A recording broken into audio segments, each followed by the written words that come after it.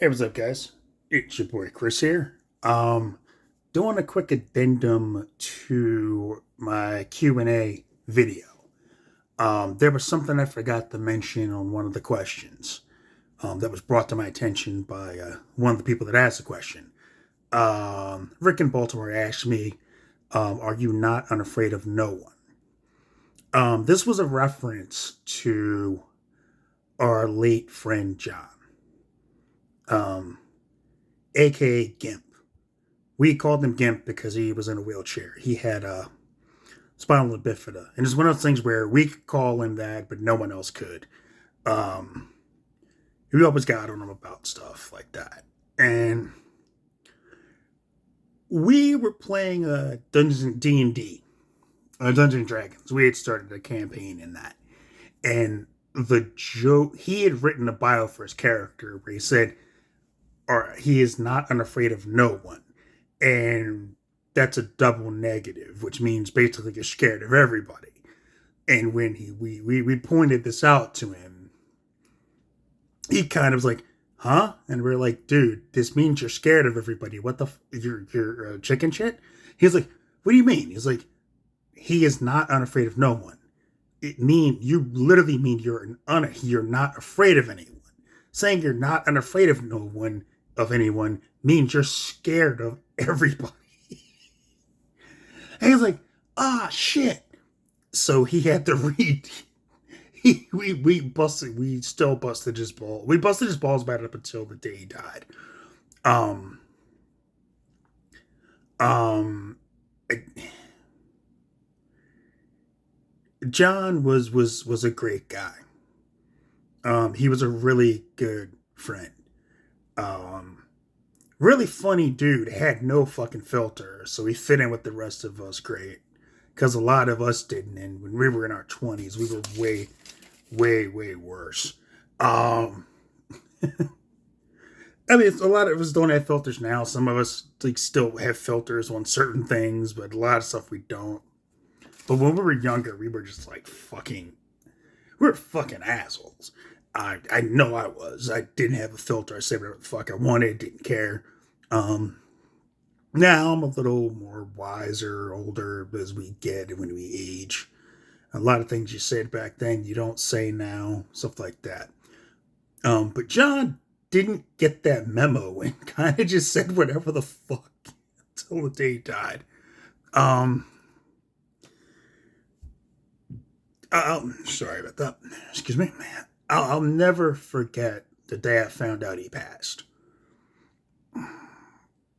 I was at work at the time and my phone rang and I thought it was him. And I would always answer like, "Hey, what's up? You know, hey, leg having bitch, what's up?" And his dad like says like, "Hey, Chris, is that you?" And I was like, "Yeah." And he's like, "This is John's dad." And I'm like, "Oh no." And my mind was like, "What? This is weird." And I'm like, "Hey, what's going on?" And he just tells me that John passed away. And he didn't have anyone else's number. I was the only number that John had in his phone, like that was right there. It was Monday, and we usually would watch like wrestling, and like we would talk during Raw and Nitro, just talking shit and just watching the shows and flipping back and forth like you would do back then, and just watch everything, just kind of laugh and just shoot the shit.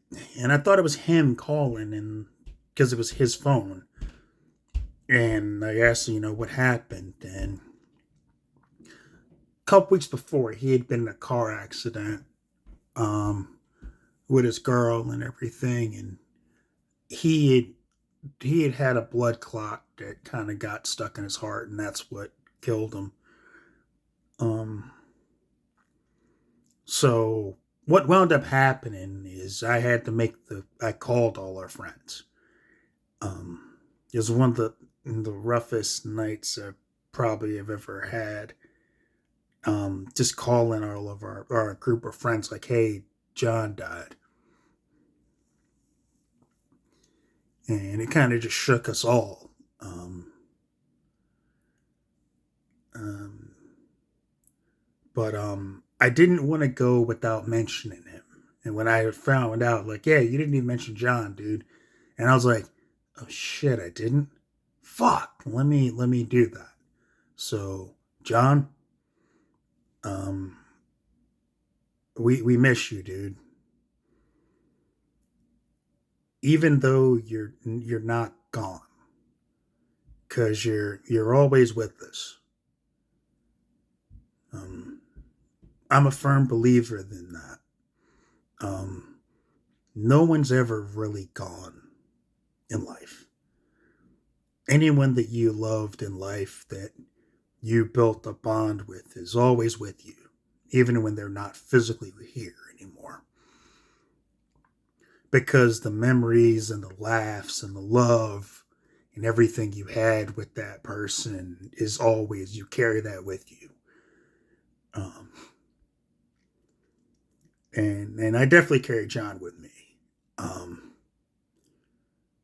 Part of why I do started doing this is to find my voice for when I do, like, when we get this podcast thing started, because one of the things I said at his funeral is that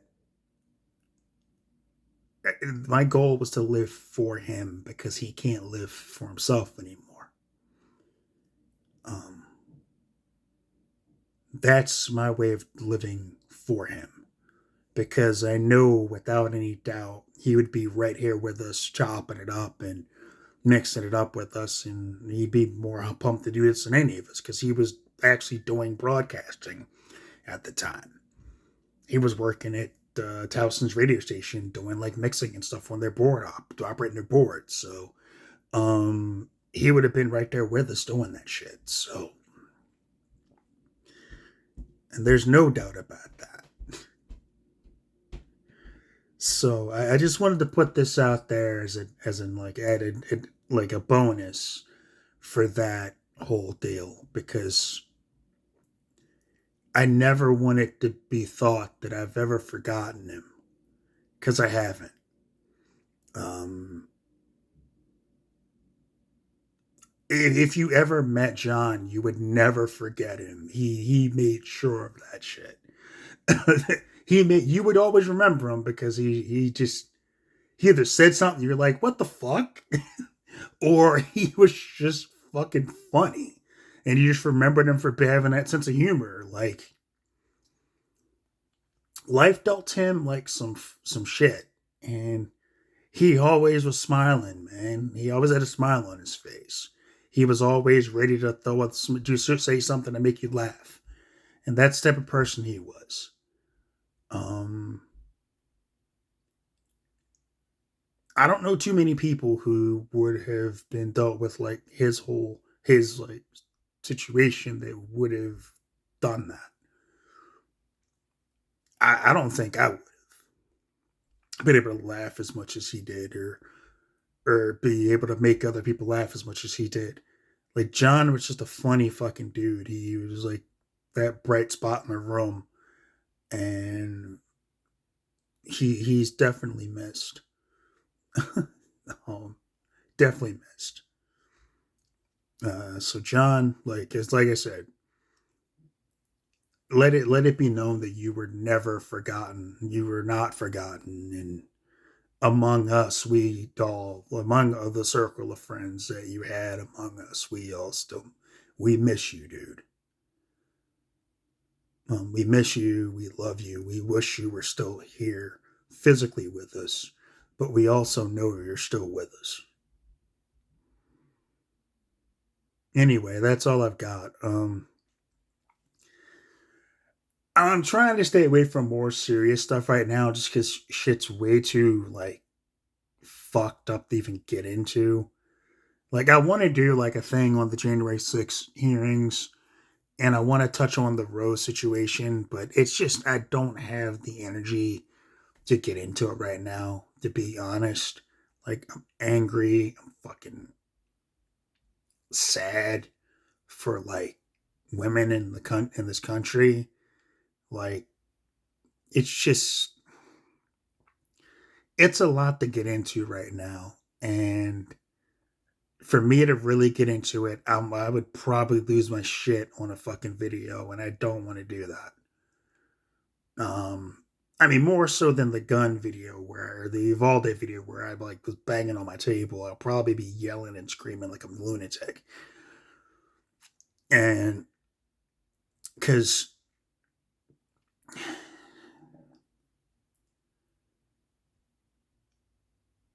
to sum up my thoughts on it, just real quick, just to sum it up, it's bullshit. Um, 50 years of fucking progress has gone down the fucking river, and we're turning like into a fucking Handmaid's Tale. Like, if you don't want to get an abortion, don't get an abortion. Like, if you don't want to like have a gay marriage, don't get married to a gay person. Like, why do you fucking care what someone else is doing with their fucking life? It's not your fucking business. Let people live their fucking lives as they choose. Like, as far as the whole religious thing, it's not even supposed to factor into our decision making as a country. I don't care about your fucking religion. You are entitled to believe whatever the fuck you want. In the privacy of your own home, you can believe in God or Allah or Buddha or whatever the fuck you believe in. You do not have the right to enforce or infringe upon my right to not have to hear about your bullshit or to force it upon me as an individual.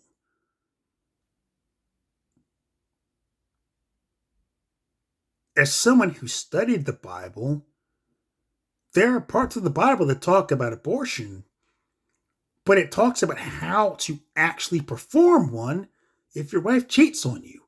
So it's okay with abortion.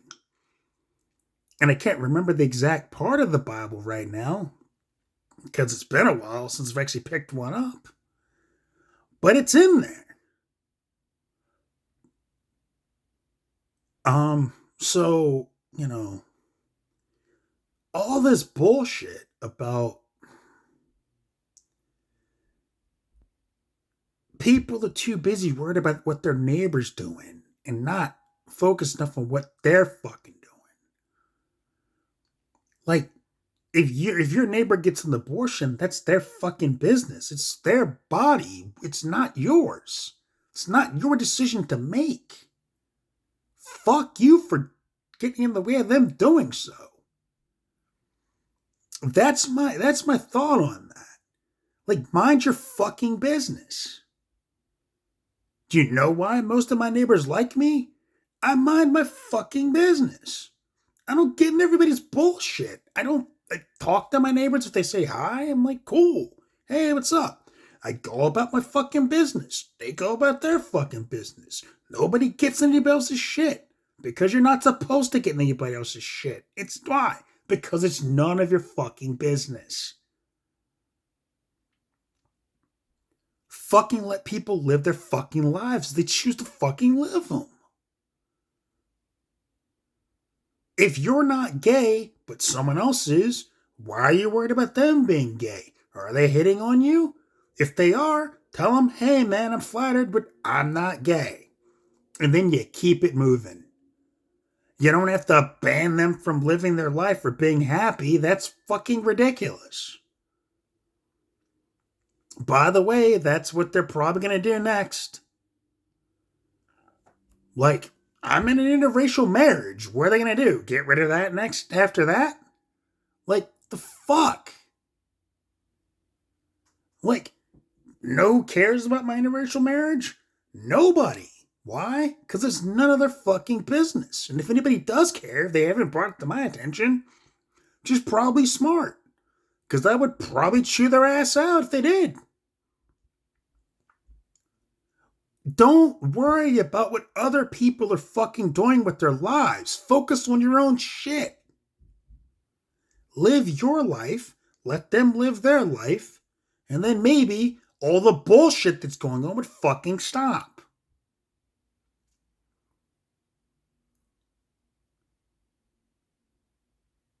Like, it's not that hard. Like, if you don't want to get an abortion, If you don't believe in it, don't get one. Just don't do it. But don't tell, like, the girl who got sexually assaulted by some random dickhead or is getting molested by a family member that they have to carry that baby. Do you know what that does to people? I do. Let me tell you a little story. I'm going to do this, and I've never told this story in public. Not I've told it to friends because they know this story, but I'm going to get into this. And this is why I'm no longer consider myself Catholic, by the way. Because after I asked them, I'll get into that too. But I had a friend when I was a teenager who had been sexually assaulted, right? Got sexually assaulted. Family was super religious. She couldn't get an abortion because her family would disown her. She had the fucking baby, right? Had the rapist baby, right? Everything was fucked up. Family, who she assumed would be there for her, wasn't fucking there. Fucking left her to her own devices with the kid. Didn't help her out or anything. And she took it out on this fucking kid, okay? She was not loving to this child, right? And I'm like, dude, you should give this kid up. Like, you're fucking this kid up and it's not right. I didn't want to have the motherfucker in the first place. Yeah, no shit. But in order to, like, give yourself the chance to heal and to give this kid a chance at a life where it's not fucked up, you need to give it up. So she did. Like, I went with her. Went with her, like, because no one else would go. Helped give the kid up for adoption. Like, my mom took her and all that. We helped her out, right? Okay? So that all happens, right? Her family literally disowned her. Okay? Disowned her. Wouldn't, like, talk to her. Just completely cut her out of their lives. So, the strain of all this shit was too much for this person. And do you know what they fucking did? They fucking hung themselves from a fucking ceiling fan. I get a phone call from them. They're like, "Hey man, I just want to thank you for being the only person who was there for me. You helped me as much as you possibly could, and what's about to happen is not your fault. Peace." And I'm like, "What are you talking about? Hold up." And, like, I got the idea what was about to happen. I've never run so fast in my life to get to somebody. And by the time I got there, like, it was too late. I had to call the cops and all this other shit. And, like, I saw them take her down from the fucking thing. Like, right? So, my friend killed herself. Okay? Killed herself. Fucking hung herself. Guilt, whatever the fuck. Just being tired of all the shit. I don't know. For years, I carried around this whole thing of what if I had been faster? Had I been faster, I could have probably stopped her. Took me years to realize there's nothing I could have done to stop that. The reason I left the church is the whole thing about taking your life as a sin and you burn in hell, allegedly. So I was going through shit in my own head because I was feeling guilty and all this other shit. Had a teacher in high school who was a deacon, and after class one day, I just went and I just bled my heart out to this person. Like, I just need to know that my friend is going to be forgiven, and I was studying to be a priest at the time as well. So I'm like, I just need to know that my friend's going to be forgiven. This wasn't, they didn't do anything wrong. They didn't deserve this. And he says to me in no uncertain terms that my friend is going to burn in hell because what they did was a sin. There's no middle ground. And it was at that point, and I said, like, if that's what you think, and if that's the way it's just going to go, I want no fucking part of it anymore. And I walked away from everything. I damn near practically renounced my religion, right? Renounced my faith right there. I didn't officially do anything or anything like that, but I stopped going to church. I stopped everything. I stopped studying to be a priest. I gave it all up right there on the spot. Um, I didn't want any part of that. My friend didn't deserve any of what happened to her, and the kid wound up doing okay. Um, Wound up in a good place, from what I understand. I did. I went to the place where the adoption place to find out where he got placed. They did tell me. I was like, look, his mom's dead. I just want to know where he went and if that he's okay. That's all I want to know. And I explained everything, and they were kind enough to tell me. And I was like, all right, cool.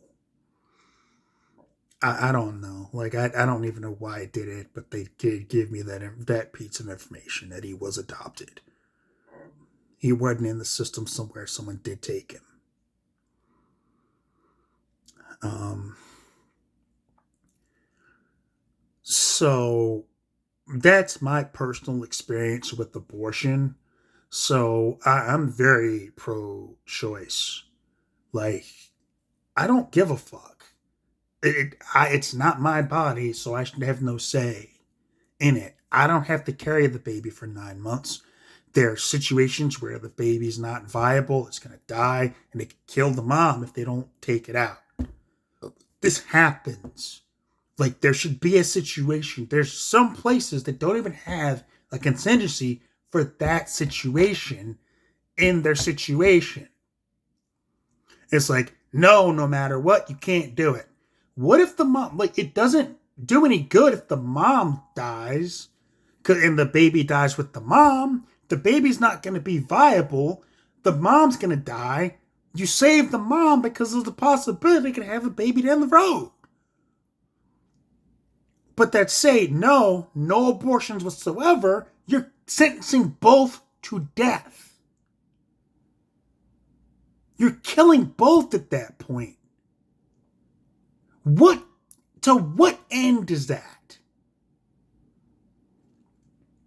When someone's raped, they should not have to go through that. No one should have to go through what my friend went through. Nobody should have to go through that. Ever. Ever.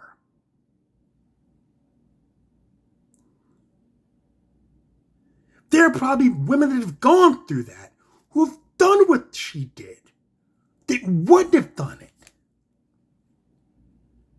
And they didn't have someone to try to talk them out of it, or someone to try to beat her to help them or guide them. And I wasn't doing it as some holy mission. I just didn't want my friend to keep going through hell.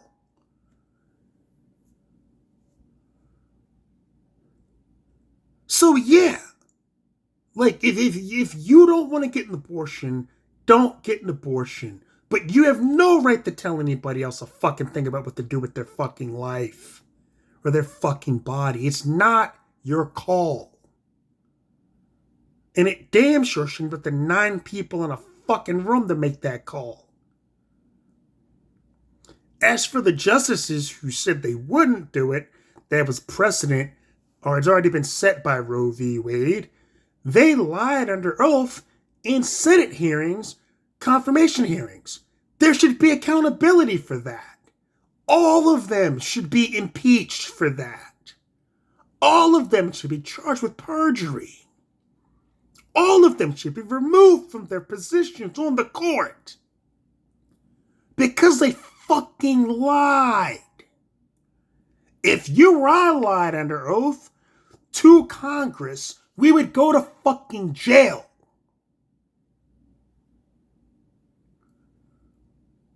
So where's the accountability for them doing that? Oh, and for Susan Collins, like, saying they lied to you, bull fucking shit, they lied to you. You knew damn well that they were going to do what they did. Everybody knew they were going to do what they did. You've been running the playbook for 50 fucking years. Everybody knew. Nobody thought they'd be dumb enough to do it, but here we are. Now, the one good thing about this that I saw, or that I think's going to happen as a result of this, there's going to be a blue wave coming in these elections, midterms, now. Because you've got a lot of pissed off women out there who are not happy about this. You've got a majority of the country who's not happy about this. A lot of Republicans apparently are behind the scenes saying, fuck, we didn't think they'd actually fucking do it. We were just playing the fucking rubes for saps to get their votes. We didn't actually want to... Fuck! We didn't actually want them to do it. God damn it, man. They actually did it. Even Trump behind the scenes apparently is like, fuck, this is not good. This might fuck us. And it probably did. You're fucked, Republican Party, and you brought it on yourselves. So, cheers to you, fuckers. You deserve this. You deserve the ass whooping you're about to get in the midterms. Because it's coming. Anyway, I didn't even want to get into that shit. I didn't even want to get into that.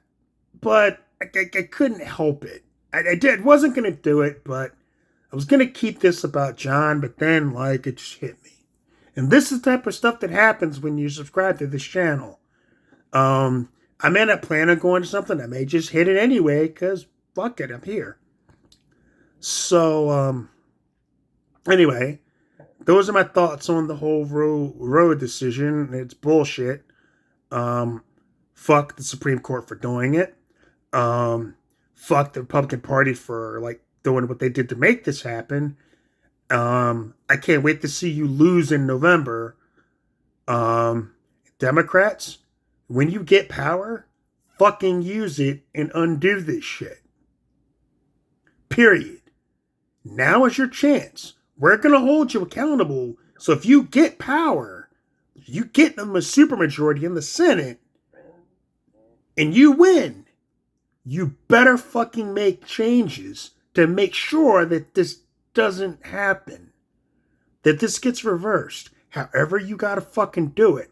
If it means expanding the court, do it. If it means codifying Roe, fucking do it. It doesn't matter. Make it happen. Put the bill on Biden's desk. And Biden, if you don't sign that shit, prepare to get primaried in 2024.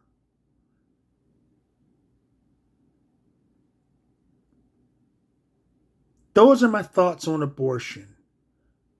On the whole abortion situation. Like I said, wanted to keep this about my friend John. I wanted to tell a story about him. Because I didn't on the last video. That was the main reason for doing this. The abortion thing came out because I couldn't hold it anymore. Anyway, that's all I've got for today. To everybody subscribing, thank you.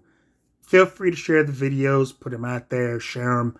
Oh, and coming up, I'm going to be on my boy Lycanther Keith's channel in some videos he did. Check him out.